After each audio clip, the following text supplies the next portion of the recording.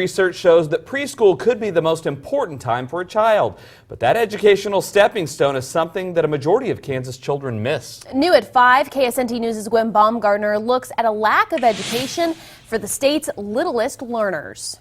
Early childhood education, a big part of it has to do with readiness to learn. But a new report shows a majority of Kansas kids aren't ready to learn by the time they reach kindergarten. The reason? Low enrollment numbers for early education programs such as preschool. Having kids come in with an established foundation in what it means to start to learn to read and start to learn mathematic concepts and even just things like fine motor skills, all of those things impact the learning environment for everybody. However, nearly 2/3 of Kansas 4-year-olds are not enrolled in any sort of pre-kindergarten program. And often that lack of early education is due to a lack of resources. I think it's really a lack of available slots for children in these programs because of some of the funding issues.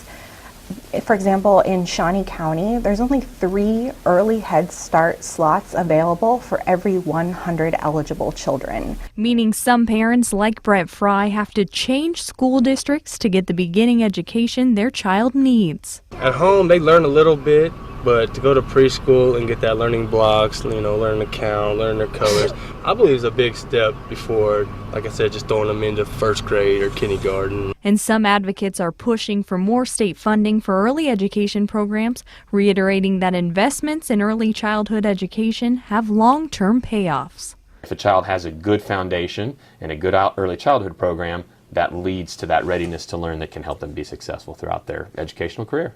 Gwen Baumgartner, KSNT News. The study released by the U.S. Department of Education says that access to preschool benefits society by almost $9 for every $1 spent.